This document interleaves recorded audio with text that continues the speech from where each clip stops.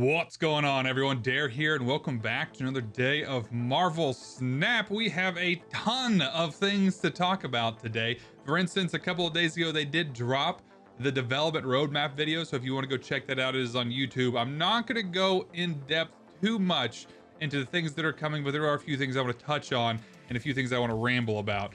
But outside of that, we also had a patch today, which means we do have a nice, fresh data mine to go through. And unfortunately, there's not as much meat on it as I would have wanted. For instance, we didn't get an indication of what the November bundles look like. We have no idea what the December spotlight caches look like, which I think in itself hurts a lot, just because Marvel Snap is one of those games that's so resource dependent that I think that we're 6 weeks out and have no idea what's coming in December is, I mean, a little bit, I'm not gonna say alarming, but it's just kind of infuriating, I would say. I'm a little worried about it because I generally think that Second Dinner leans a little bit too heavily into the FOMO of this game, and that is their primary way of monetization. So them keeping us in the dark of what's coming in the spotlight caches, it does not bode well.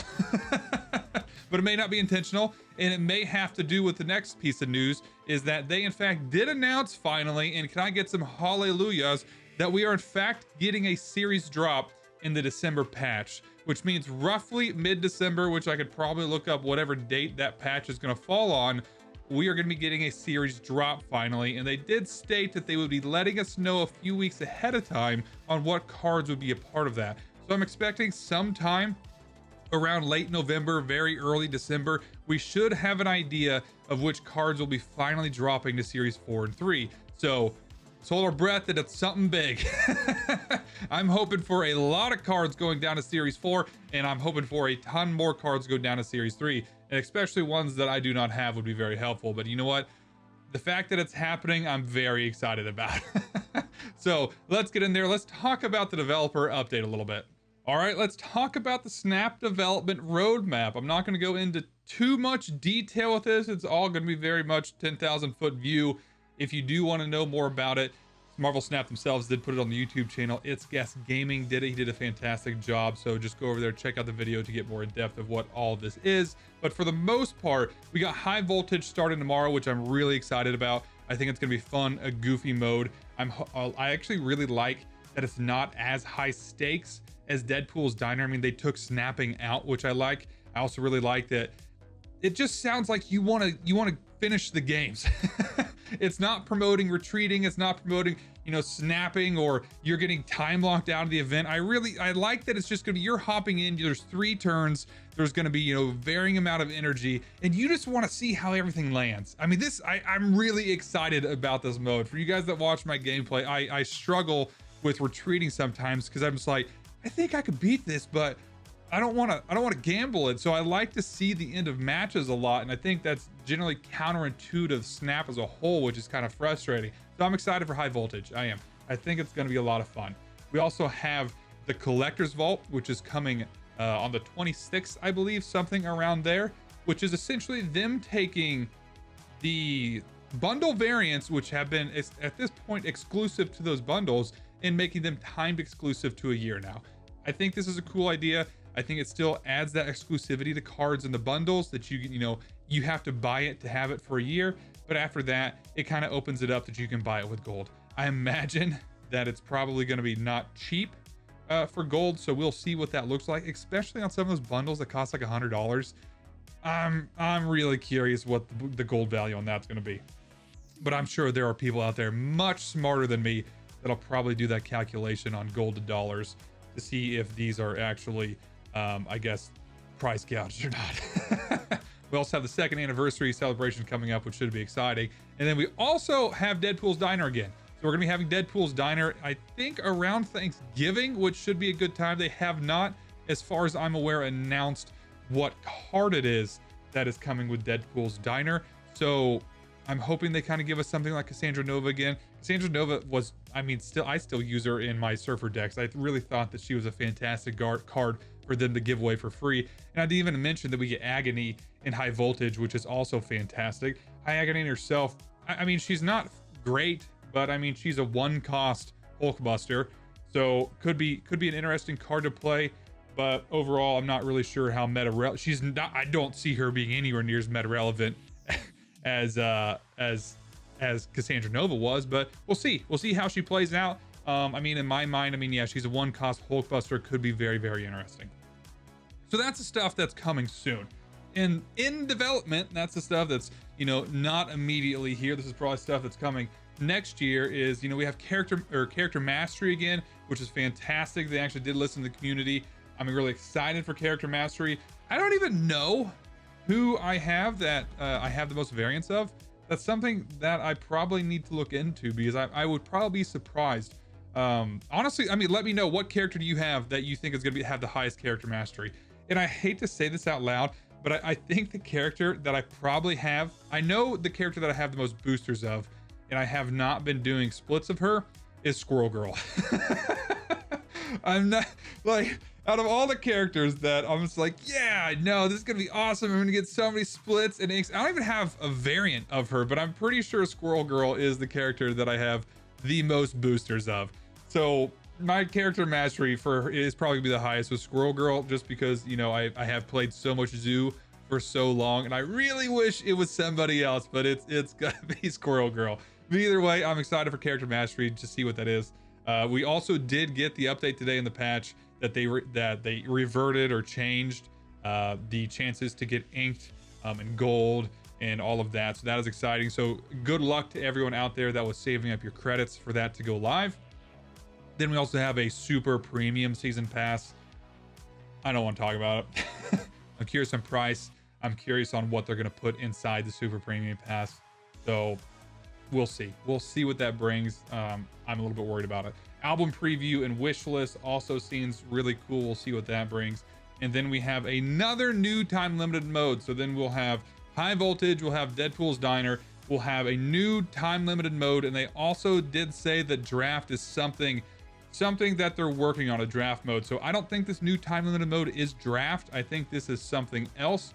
So they did state that this one is currently in play test, and I don't think a draft mode is there yet. So that's exciting. We'll have a third new time limited mode to, you know, play around with. So that is really exciting. I look forward to that. The one thing I want to complain about, I do like everything in the roadmap looks great. I'm excited for almost all of it. They didn't knock off, maybe they just left that section off. There's no mention of card acquisition.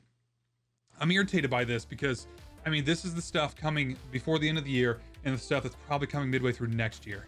I think card acquisition is not high enough on this list. It's not. It's great.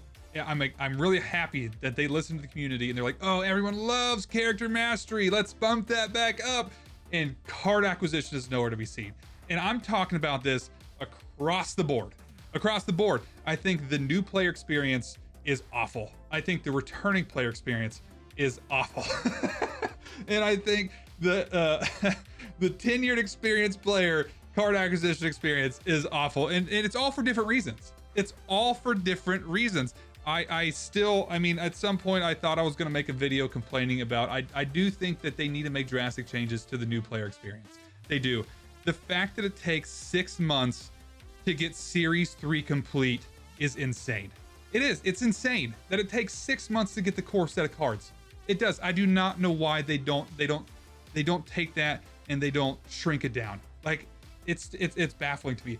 All they really would have to do is take the collector caches or whatever it is and put them back to 50% chance you get a Series 3 card, like it is for the first, 200 levels?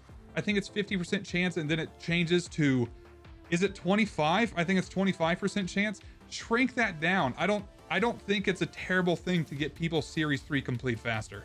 Because the big thing is there's this huge window of about 3 months where you are put back in, where you're put into the general pool with other players, and you're still missing like 40 to 50 Series 3 cards. Like, it is insane to me that this hasn't happened. And I don't know how their data doesn't show that they have a huge drop off. Because I would imagine they have some sort of data that shows that people drop off probably a month and a half in after hitting collection level 3000. That would be my guess. I mean, personally, I love this game. I'm not a free-to-play player. You know, I do spend money on it, but I can't possibly imagine that they haven't adjusted that. They either need to take it and they need to make it faster to get Series 3 complete, or they need to adjust out when people enter the general pool. I mean, I had a salty moment in my last deck preview video where I played someone that was 46,000 collection level. 46,000, and I'm not Series 3 complete. Because I was salty because I was like, this guy, there's no way he doesn't have the cards. Like he's gonna have Kyera. So I just don't understand. I don't understand how they haven't addressed this. I don't understand how card acquisition, and I know even from an experienced 10-year player, card acquisition is something that infuriates them, and I get that. I do. I know that the Spotlight Cash system is in place to help beginning and new players, and I know that once you start getting towards collection complete, that it gets extremely frustrating. I don't understand how this isn't a higher priority. Like, just for everyone, the whole system, I feel like needs some sort of adjustments across the board. New and returning players need to be Series 3 complete faster. They need to find a better way for people that have put a ton of money into this game that are almost collection complete to, I don't know, reuse some of those resources and redundancies to get the things that they want. I mean, if they've spent hundreds of dollars in this game for the past 2 years, a year, or heck, more than that, they should be able to get whatever cards they want. They also, and hear me out, this is shot fired, but this may be a hot take, their mentality that nobody should be collection complete should go away. That is, in a competitive card game, that should go away. But that's just my opinion. I mean, maybe people disagree, but I think that is a bad mentality to have in a collectible card game, that you have a competitive nature to it. But either way, that was too much of a soapbox. Too much of a soapbox. That's the roadmap. Let's actually get away from the sour bad news, and let's go talk about the Datamine. Okay, and then the Datamine this month is, I mean, it's honestly, like I said, there's not a whole lot of meat to this. We didn't get the bundles, we didn't get the Spotlight Caches, so I'm expecting there to be another one here very soon, whether that still drops this week or next week. And once that happens, I'll probably do my standard, here's all of the bundles and Spotlight Caches for the next couple of months. But I did want to talk about the cards that got adjusted because I'm kind of excited about them.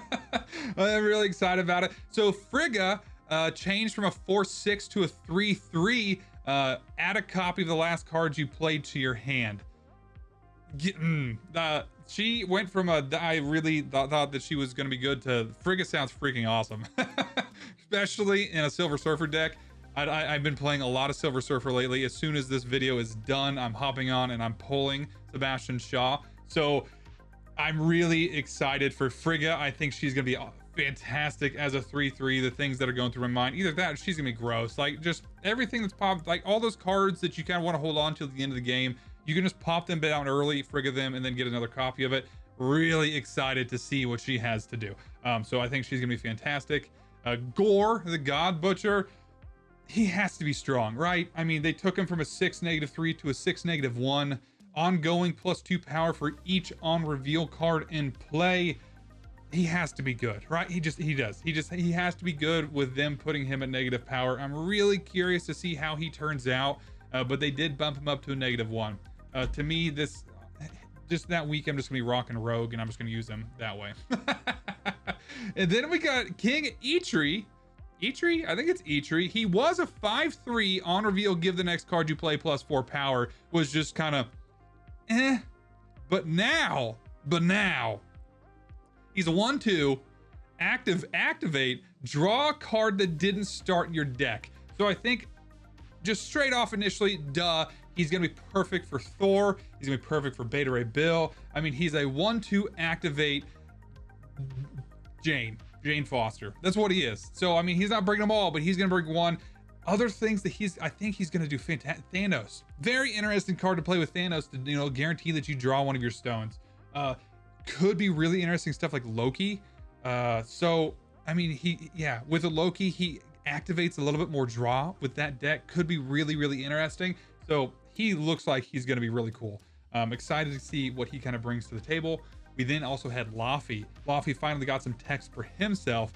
He is a 4/5, and on reveal, steal 1 power from each other card here. Very interesting. I do like it. Oof.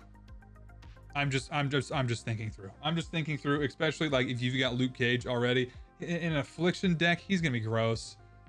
He is.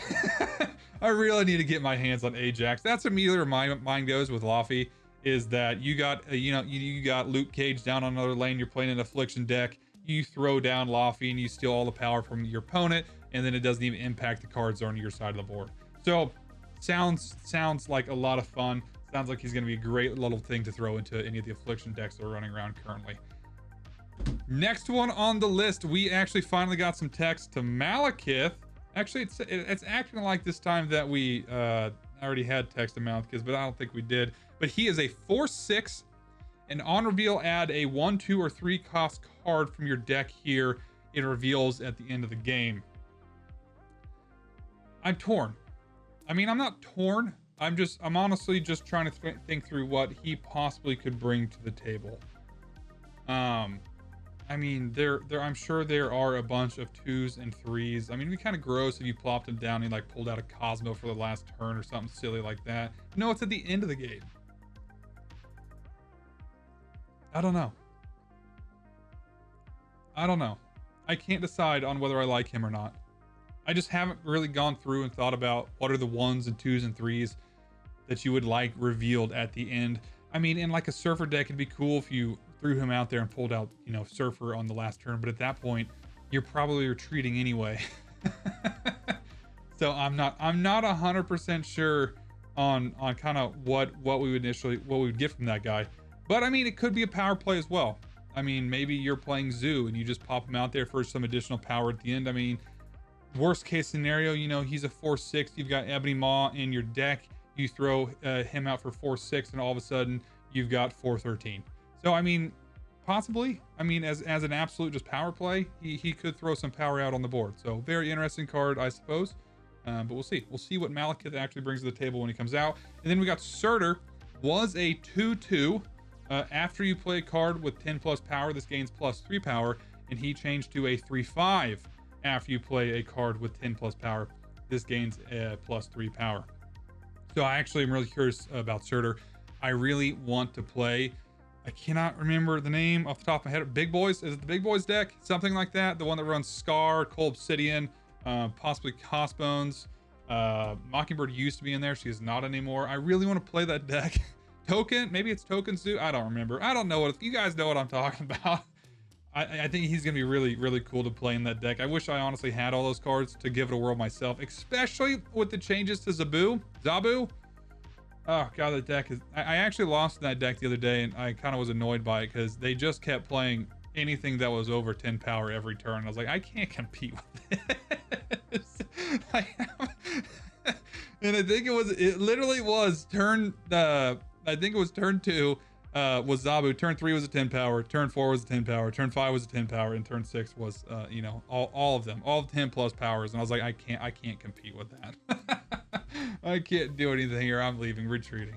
But so that deck is a lot of fun. I really kind of look forward to me having the cards, and I think Surtur is probably going to be really, really good in that, because I mean, even if you play him on turn 3, 4, 5, and 6, I mean, at that point he's getting 9 power, so he's a 3/14 if you're playing a deck like that, which could be really, really good.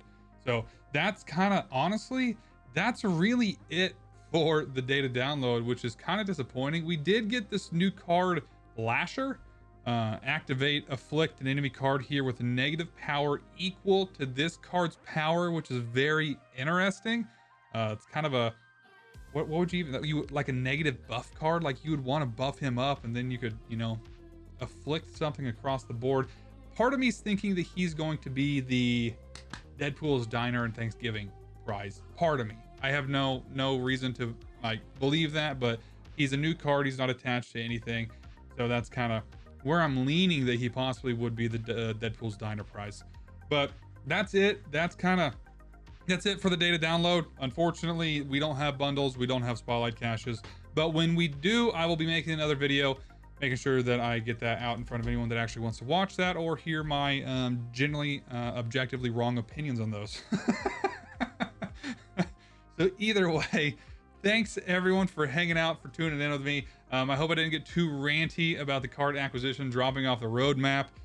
So thank you for bearing with me while I was stood on my soapbox there for like 5 minutes. But I hope you guys all enjoyed it. As always, please hit that like button.